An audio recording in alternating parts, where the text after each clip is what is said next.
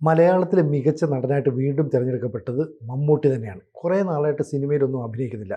2 വർഷം മുമ്പ് അദ്ദേഹത്തിന് നൻപകൽ നേരത്ത് മയക്കം എന്ന് പറഞ്ഞൊരു ചിത്രത്തിന് അവാർഡ് കിട്ടിയിരുന്നു. ഇപ്പോൾ 2024 ആയപ്പോൾ ഭ്രമയുഗം. ശരിക്കും പറഞ്ഞാൽ ഈ കളർ സിനിമയുടെയൊക്കെ കാലത്ത് ബ്ലാക്ക് ആൻഡ് വൈറ്റിൽ ഇറക്കിയ ഒരു ചിത്രം.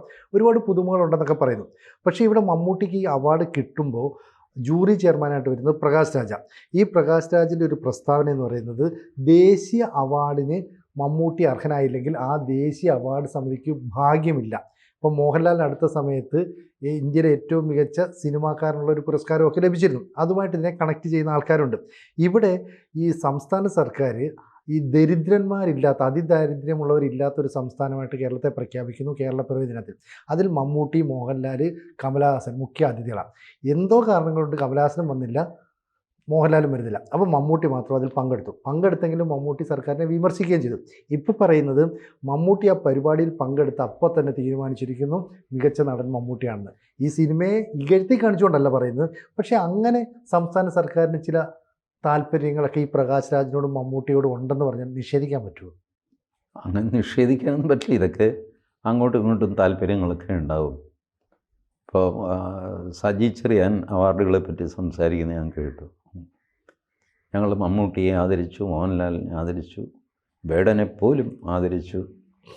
അപ്പോൾ മാധ്യമങ്ങൾ ചോദിക്കുന്നത് എന്താ പോലും, അങ്ങനെ എന്താ ആദരിക്കാൻ കൊള്ളാത്തവനാണോ, ഇങ്ങനെയൊക്കെ വാസ്തവം പറഞ്ഞു കഴിഞ്ഞാൽ സജി ചെറിയാൻ അങ്ങനെയൊന്നും പറയാൻ പാടില്ല. സജി ചെറിയാൻ്റെ ജോലി എന്താ? ജൂറിയുടെ തീരുമാനം അനൗൺസ് ചെയ്യുക. ഈ അനൗൺസ് ചെയ്യുന്നത് അതിൻ്റെ ഷൈനിങ് മന്ത്രിസഭയ്ക്ക് കിട്ടാൻ വേണ്ടിയിട്ടാണ്. അല്ലെങ്കിൽ ജൂറി തന്നെ അങ്ങ് അനൗൺസ് ചെയ്താൽ പോരെ. ജൂറിയാണ് ഇത് അവാർഡൊക്കെ തീരുമാനിച്ചത്. ജൂറിക്ക് അത് ജസ്റ്റിഫൈ ചെയ്യാനും പറ്റും. ജൂറി ഒരു പത്രസമ്മേളനം വിളിച്ചിട്ട് പ്രകാശ് രാജ ആരാ ജൂറി ചെയർമാനെന്ന് വെച്ചാൽ അങ്ങനെ അനൗൺസ് ചെയ്യുന്നു. സർക്കാരിന് ഇതിലെന്താന്നേ കാര്യം? അപ്പോൾ സർക്കാരിന് കാര്യമുണ്ട്, സർക്കാർ ഇടപെടാറുണ്ട്, ഇതിനു മുമ്പ് ഇടപെട്ടിട്ടുണ്ട്. അതുകൊണ്ട് ഇത്തരം സാധനങ്ങളൊക്കെ നടക്കും ഇക്കാര്യത്തിൽ. മമ്മൂട്ടിക്ക് ദേശീയ അവാർഡ് കിട്ടിയില്ല എന്നൊക്കെ പറയുന്നത് അത് വസ്തുതാവിരുദ്ധമാണ്. മമ്മൂട്ടിക്ക് ദേശീയ അവാർഡ് കിട്ടിയിട്ടുണ്ട്. അങ്ങനെ കിട്ടിയിട്ടില്ല, ഇത്തവണ എന്നുള്ള രീതിയിലാണ്. ഇതൊക്കെ പ്രകാശ് രാജിൻ്റെ ഓരോ കോതിക്കരുവാണ്. അല്ല എന്ത് പറയാ, ദേശീയ അവാർഡിൻ്റെ ഈ അതിൽ വരുന്ന സിനിമ, അതിലെ ജൂറി, അവരുടെയൊക്കെ ഇത് വെച്ചിട്ടാണ് അവർ കൊടുക്കുന്നത്. അതിലെല്ലാത്തിലും ഒരു ദുഷ്ടലാക്കും കാണേണ്ട കാര്യമില്ല. പ്രകാശ് രാജ് പിന്നെ ഒരു സോൺ എനിമിയാണ്. ഈ നരേന്ദ്രമോദിയെ കണ്ണിൽ കണ്ടാൽ പിടിക്കുകയില്ല പ്രകാശ് രാജ്. ആ ഒറ്റക്കാര്യം കൊണ്ട് ഗവൺമെൻറ് ഓഫ് ഇന്ത്യയും സെൻട്രൽ ഫിലിം ഇൻസ്റ്റിറ്റ്യൂട്ട് അവർ ആരെന്ത് ചെയ്ത് കഴിഞ്ഞാലും അതൊക്കെ തെറ്റായിട്ട് അങ്ങേർക്ക് പറയാൻ പറ്റുള്ളൂ, കാണാൻ പറ്റുള്ളൂ. ഈ സൂക്കേട് ഇവരുടെ കൂട്ടത്തിൽ ഇങ്ങേർക്കും കമലഹാസനും മാത്രമേ ഉള്ളൂ. മമ്മൂട്ടിക്കൊന്നും അതില്ല. മമ്മൂട്ടിക്കില്ല, മോഹൻലാലിനില്ല, അങ്ങനെയുള്ളവർക്കൊന്നുമില്ല. ബട്ട് കമലഹാസനുണ്ട്. കമലഹാസനും ഇതുപോലെ കണ്ണടച്ച് എതിർക്കുന്ന ആൾ. അതേസമയം ഈ അതിദാരിദ്ര്യമുക്ത പരിപാടിയിലേക്ക് കമലഹാസൻ വരാത്തത്, അങ്ങേര് നേരത്തെ ഏറ്റവും എന്തൊരു പരിപാടി ഉണ്ടായിരുന്നു, അത് സ്റ്റാലിൻ്റെയൊക്കെ പരിപാടിയാണ്. അവിടെ പോയില്ലെങ്കിൽ അയാൾ വെട്ടിക്കൊല്ലും. ഇവിടെ എനിക്ക് തോന്നുന്നത് പിണറായി വിജയൻ ഒരു സ്വാതന്ത്ര്യം എടുത്തിട്ട് അങ്ങ് കമലഹാസൻ ഇത് ആള് വരണ്ടേ, സിനിമ ആള് കൂടണ്ടേ, ഇതാണ് ഇതിൻ്റെ പ്രധാന സംഗതി. അല്ലാതെ അതിദാരിദ്ര്യ നിർമ്മാർജ്ജനത്തിൽ മമ്മൂട്ടിക്കും മോഹൻലാലിനും കമലഹാസനും യാതൊരു പങ്കുമില്ല, ഉണ്ടെന്ന് അവർ അവകാശപ്പെടുന്നുമില്ല. ബട്ട് ഈ പ്രഖ്യാപനത്തിൽ അവരെ വിളിച്ചത് അവരെ കാണാനായിട്ട് ആൾ വരുമെന്ന് കണ്ടിട്ടല്ലേ. പിണറായി വിജയൻ ഉച്ചയ്ക്ക് 3 മണിക്ക് പ്രസംഗിക്കുന്നു എന്ന് പറഞ്ഞാൽ ആളുകൾക്ക് വട്ടാണ് വരുന്നത് കേൾക്കാൻ, ആരും പോവില്ല. അതുകൊണ്ട് വേറെ കലാപരിപാടിയും സംഗതിയൊക്കെ ഉണ്ടായിരുന്നല്ലോ. അപ്പോൾ ഈ രണ്ടുപേരും, മോഹൻലാൽ എവിടെയോ ഗൾഫിലാണ്, വരാൻ പറ്റില്ല എന്ന്. പിന്നെ എങ്ങനെ പേര് വെച്ചു എന്ന് എനിക്ക് മനസ്സിലാവില്ല. ഇവർ പേര് വയ്ക്കുന്നതിന് മുമ്പ് കമലഹാസനോടും മോഹൻലാലിനോടും ചോദിച്ചിട്ട് വേണ്ടേ പേര് വയ്ക്കാൻ. ആ മര്യാദയില്ല. ഇത് നമുക്ക് ഇപ്പം നടത്താം, നീ അങ്ങോട്ട് ഫോട്ടോ കൊടുക്കുക എങ്കിലേ ആൾ വരുള്ളൂ. മമ്മൂട്ടി, മോഹൻലാൽ, കമലഹാസൻ 3 പേര് ഒരേ സ്റ്റേജിൽ വരുന്നു എന്ന് പറഞ്ഞു കഴിഞ്ഞാൽ അതൊരു കാഴ്ചയാണല്ലോ. അതെ. അപ്പോൾ അത് കാണാനായിട്ട് തൃശ്ശൂർ പൂരം കാണാൻ കൂടുന്ന പോലെ ആൾ കൂടും. ഇതായിരുന്നു കണക്ക് കൂട്ടൽ. അത് നടക്കുകയും ചെയ്തു. ലാസ്റ്റ് മിനിറ്റിൽ 2 പേര് വരുന്നില്ല എന്ന് പറഞ്ഞു. പിന്നെ വന്ന ആളിന് തിരിച്ചു പോകാൻ പറ്റുമോ? മമ്മൂട്ടി മാത്രമേ ഉള്ളൂ, ഞാൻ വീട്ടിൽ പോകുക എന്ന് പറഞ്ഞിട്ട് ആരും പോകുന്നില്ല. അങ്ങനെ ആ പരിപാടി അങ്ങ് നടത്തി വിട്ടു. അവാർഡ് എപ്പോഴും സബ്ജക്റ്റീവാണ് സിനിമ. നമ്മൾ രണ്ടുപേരും കൂടെ ഒരു സിനിമ കണ്ടുകൊണ്ടിരിക്കുന്നു. ഞാൻ പറയുന്നത് ഓ എന്തൊരു തല്ലിപ്പൊളി. സിനിജി പറഞ്ഞു അല്ലല്ല ജോറായിട്ടുണ്ട്, എനിക്ക് വളരെ ഇഷ്ടപ്പെട്ടു. സിനിജിയുടെ വിലയിരുത്തലാണ്. അപ്പം നമ്മൾ ജൂറിയിലെ മെമ്പർമാരുമാണ്. ഞാൻ എൻ്റേതായ രീതിയിൽ ചലച്ചിത്രരംഗത്ത് വലിയ സംഭാവനയും സംഗതിയൊക്കെ നടത്തിയ ബഡാ പാർട്ടിയാണ്. സിനിജിയും അതുപോലെ ബഡാ പാർട്ടിയാണ്. നമ്മൾ രണ്ടുപേരും എതിരഭിപ്രായക്കാരുമാണ് ഒരു സിനിമയെപ്പറ്റി. എന്ത് ചെയ്യും? ഇതിലെ ഒരു തീരുമാനമാണ് ഈ അവാർഡായിട്ട് പുറത്തു വരുന്നത്. ഒരാൾ മോശം മറ്റേ ആൾ നല്ലത് എന്നൊന്നും അവാർഡിന് അർത്ഥമില്ല. ഒരു എക്സലൻസിന് കൊടുക്കുന്ന ഒരു സമ്മാനം. അതിനകത്ത് ഒരു അപഹാസ്യമായ ഏർപ്പാടുണ്ടായത് ഈ വേടന് ഇത് കൊടുത്തോണ്ടാണ്. മികച്ച ഗാനരചയിതാവ്. ഏത് ഗാനം? വേടൻ ഏത് ഗാനം എഴുതിയെന്നാണ്? എന്ത് പാട്ടിൻ്റെ വരികളെന്താ? എനിക്കറിയില്ല ഏത് പാട്ടിൻ്റെ വരികൾക്കാണ് കൊടുത്തത്. അത് മലയാള സിനിമയ്ക്ക് തന്നെ അപമാനമായിപ്പോയി. അപ്പോൾ പറയും ആ മോഹൻദാസ് എന്താ സവർണ ബ്രാഹ്മണിക്കൽ ഹെജിമണി, എന്ത് തേങ്ങാക്കൊല വിചാരിച്ചാൽ എനിക്കൊരു കുഴപ്പമൊന്നുമില്ല. വേടൻ ഒരു പാട്ടെഴുത്തുകാരനൊരു രുക്കുമല്ല.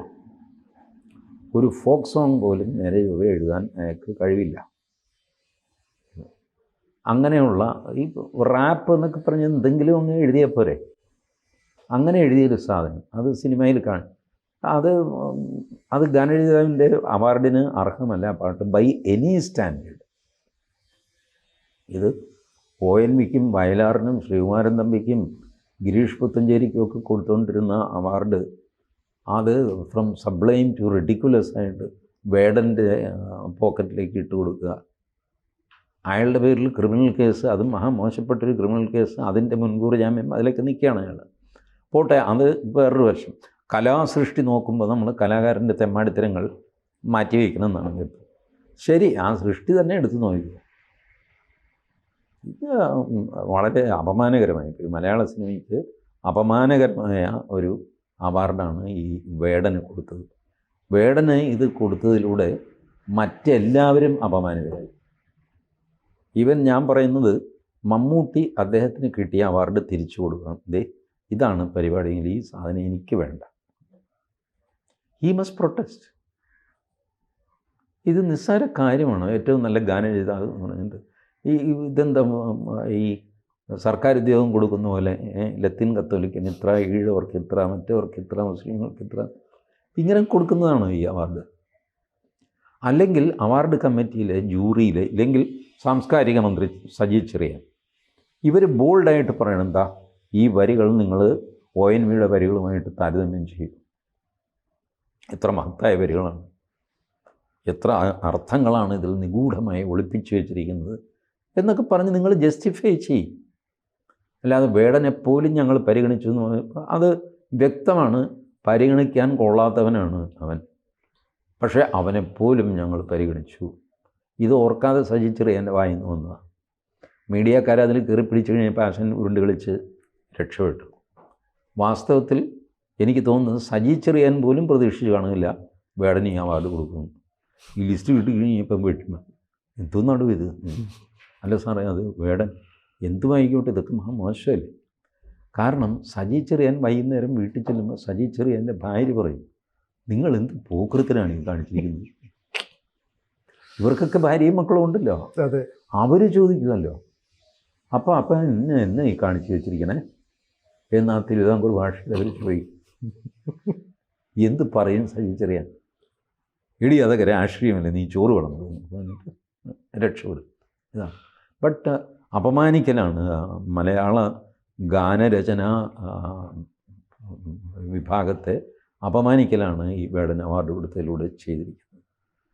ഇത് ചോദ്യം ചെയ്യാൻ ഇപ്പോൾ ജീവിച്ചിരിക്കുന്നതിൽ ധൈര്യമുള്ളവർ ഒന്ന് ശ്രീകുമാരൻ തമ്പി, പിന്നെ ധൈര്യമുണ്ടായെങ്കിൽ എന്ന് ഞാൻ പ്രതീക്ഷിക്കുന്ന ഒരാൾ കെ ജയകുമാറാണ്. അദ്ദേഹം പക്ഷേ ആസ്ഥാനത്ത് നിന്നുള്ള ഇതിനെതിരായിട്ട് സംസാരിക്കാനൊന്നും മെനക്കെടുന്നു തോന്നുന്നില്ല. But someone should protest. Most appropriate man would be Mammootty. പക്ഷെ മമ്മൂട്ടി വിവാദങ്ങളിൽ ഏർപ്പെടാൻ ആഗ്രഹിക്കാത്തത് കൊണ്ടായിരിക്കണം മമ്മൂട്ടി അത് ചെയ്യുമെന്ന് എനിക്ക് പ്രതീക്ഷയില്ല. പിന്നെ ആർക്കും എന്തെങ്കിലും പറഞ്ഞാൽ വിവാദമാകും. അതുകൊണ്ട് ഞാനില്ല എന്ന് പറഞ്ഞു ഇതിങ്ങനെ ഡിഗ്രഡേഷൻ തുറന്നുകൊണ്ടിരിക്കുന്നു. അല്ല, മികച്ച നടനുള്ള 7 പുരസ്കാരങ്ങൾ ഉൾപ്പെടെ 10ഓളം പുരസ്കാരങ്ങൾ മമ്മൂട്ടിക്ക് കിട്ടിയതാണ്. അങ്ങനെയുള്ളൊരു സാഹചര്യത്തിൽ ഇത്രയും കാലം ശ്രീകുമാരൻ തമ്പിയെ പോലെയുള്ള മികച്ചൊരു ഗാനരചയിതാവിനെ അർഹിക്കാത്ത ഈ ജൂറികൾ മാറി മാറി വന്നു. അവരാണ് കുറഞ്ഞ കാലം കൊണ്ട് ഈ വേടനെ ഇങ്ങനെ അംഗീകരിക്കുന്നു എന്ന് പറയുമ്പോൾ ഈ ചേട്ടൻ പറയുന്ന പോലെ തന്നെ മമ്മൂട്ടി ശരിക്കും ഇതിനെതിരെ പ്രതിഷേധിക്കേണ്ടതല്ലേ? പ്രതിഷേധിക്കേണ്ടതാണ്. ഇവിടെയാണ് അവാർഡ് വാപ്പസിയുടെ പ്രാധാന്യം. മമ്മൂട്ടി അവാർഡ് തിരിച്ചു കൊടുത്തിട്ട് പറഞ്ഞു, ചേട്ടാ നമസ്കാരം, എനിക്ക് വഴക്കൊന്നുമില്ല. ഇതുപോലത്തെ ചെറുക്കനെയൊക്കെ പ്രൊജക്റ്റ് ചെയ്യുന്ന കലാപരിപാടിയിൽ അതിൻ്റെ കൂടെ എന്നെയും പരിഗണിച്ചതിൽ എനിക്കത് പിടിച്ചില്ല. അതുകൊണ്ട് ഇത് തിരിച്ചു പിടിച്ചോ, എനിക്ക് അവാർഡും വേണ്ട, ഈ കാശും വേണ്ട. അപ്പോൾ മമ്മൂട്ടിക്ക് കിട്ടുന്ന കയ്യടി ഇപ്പോൾ കിട്ടിയതിനേക്കാൾ എത്രയോ വലുതായിരിക്കും. ഈ വേടൻ എന്നൊക്കെ പ്രതിഭാസം ഇതൊക്കെ ഈ ചില ക്ലിക്കുകൾ ഇങ്ങനെ പൊക്കി നിർത്തുന്ന ചെറുക്കനാണല്ലോ വേണ്ട. ആസിഫ് ആരെയോ അവരെ ആരുടെ നെഞ്ചത്തേക്കാണ് ഈ താങ്കൾ വേണ്ടാത്ത ചീത്തയൊക്കെ പറഞ്ഞിട്ട് ഈ ആരെയാ ചീത്ത വിളിക്കുന്നത്, ഏത് കക്ഷികളെ, അത് ആർക്കും അറിയില്ല. അയാൾ മയക്കുമരുന്നോ അതോ ഇതൊക്കെ ഉപയോഗിച്ച് എന്തെങ്കിലും ഹാഹു എന്നൊക്കെ പറഞ്ഞു അലറി കഴിയുമ്പോൾ അത് മഹത്തായ സാഹിത്യമാണെന്നൊക്കെ പറഞ്ഞ് കൊണ്ടു നടക്കുന്നവരെ വേണ്ട തല്ലാൻ. വാസ്തവത്തിൽ ആ ഒറ്റ അവാർഡ് കൊണ്ട് ഈ മൊത്തം അവാർഡുകളുടെ ശോഭ കെടുത്തിക്കളഞ്ഞു. ആ കഷ്ടമായി. ഇങ്ങനെയൊക്കെ എന്തൊരു സാംസ്കാരിക അധപ്പതനമാണ്, വല്ലാത്ത അധപ്പതനമാണ്. എതിർക്കാൻ പോലും ആളില്ലാതെ എല്ലാവരും നിശബ്ദരായിരിക്കുന്ന ഒരു അധപ്പതനം. ഈ ശ്രീകുമാരൻ തമ്പിയും മമ്മൂട്ടിയും തമ്മിൽ നേരത്തെ നല്ല സൗഹൃദമായിരുന്നു. സ്വാഭാവികമായിട്ടും ഇത്തരത്തിലൊരു അവാർഡ് കിട്ടുമ്പോൾ മമ്മൂട്ടിക്കെങ്കിലും ചിന്തിച്ചുകൂടെ, ഈ ശ്രീകുമാരൻ തമ്പിയൊക്കെ എത്രയോ കഴിവുള്ള കലാകാരനായിരുന്നു, അദ്ദേഹത്തിന് എത്രയോ കാലം മലയാള സിനിമ ഇങ്ങനെ വേണ്ട വിധത്തിൽ അർഹിക്കുന്ന പരിഗണന നൽകിയിട്ടില്ല. ഈ വേടനെ പോലെ ഇത്രയും ഒരു മോശം ഗ്രേഡൊക്കെ ഉള്ള ഒരാൾക്ക് ഇങ്ങനെ കൊടുത്തതിന് പിന്നിൽ രാഷ്ട്രീയം തന്നെയാണ്. തുറന്നു പറയുമോ മമ്മൂട്ടി തുറന്നു പറയുമെന്ന് എനിക്കറിയില്ല. പക്ഷേ ഒരു ഇൻസ്റ്റൻസ് കഴിഞ്ഞ വർഷത്തെ ഒരു കേരള ഗാനം എഴുതാൻ ശ്രീകുമാരൻ തമ്പിയെ ഏൽപ്പിക്കുന്നു. എന്നിട്ട് അതിൻ്റെ വരി മോശമാണെന്ന് പറയുന്നു, അതെടുക്കാതിരിക്കുന്നു. ഇതൊക്കെ കേരള സാഹിത്യ അക്കാദമി ചെയ്തതാണ്. ശ്രീകുമാരൻ തമ്പി അതിൻ്റെ പേരിൽ പൊട്ടിത്തെറിക്കുകയൊക്കെ ചെയ്തു. ഈ കേരള ഗാനം എഴുതാനായിട്ട് ഈ വേടനെ ഏൽപ്പിക്കാൻ എന്താ? അവിടെയാണ് പ്രശ്നം. ശ്രീകുമാരൻ തമ്പിയെ വെറുതെ അപമാനിക്കുക. ശരി, ഇപ്പോൾ വേടനെ അവാർഡ് കൊടുത്തതിലൂടെ വീണ്ടും ഇതിനു മുമ്പ് ഏതൊക്കെ ഞാൻ ഈ പറഞ്ഞില്ലേ, ONV, വയലാർ, P. ഭാസ്കരൻ, യൂസഫ് അലി കേച്ചേരി, ബിച്ചു തിരുമല, എല്ലാവരും, ഗിരീഷ് പുത്തഞ്ചേരി, ഇവരെ ഒക്കെ അപമാനിക്കലാണ് ഈ സാധനം ചെയ്തിരിക്കുന്നത്. അപ്പോൾ ശ്രീകുമാരൻ തമ്പി ഒരിക്കൽ കേരള ഗാനത്തിൻ്റെ പേരിൽ അപമാനിക്കപ്പെട്ടു, ഇപ്പോൾ വേടൻ വഴിക്കും അപമാനിക്കപ്പെട്ടു. ശ്രീകുമാരൻ തമ്പി മാത്രമല്ല, മൊത്തം ചലച്ചിത്ര ഗാനം എഴുതിയ ആൾക്കാർ മൊത്തം അപമാനിക്കപ്പെട്ടു. അതിൽ അവർ നിശബ്ദരായിട്ടിരിക്കുക, അത് ശരിയല്ല. മമ്മൂട്ടിക്ക് ഇത് എഫക്റ്റീവായിട്ട് ചെയ്യാം. മമ്മൂട്ടി ഗാനം എഴുതാനൊന്നും അല്ലെങ്കിലും ഈ പ്രശ്നം മുന്നോട്ട് കൊണ്ടുവരാം മമ്മൂട്ടിക്ക്. ഇനി അവാർഡ് തിരിച്ചു കൊടുത്തില്ലെങ്കിൽ പോലും അത് ശരിയായില്ല എന്ന് ബോൾഡായിട്ട് മമ്മൂട്ടിക്ക് പറയാം.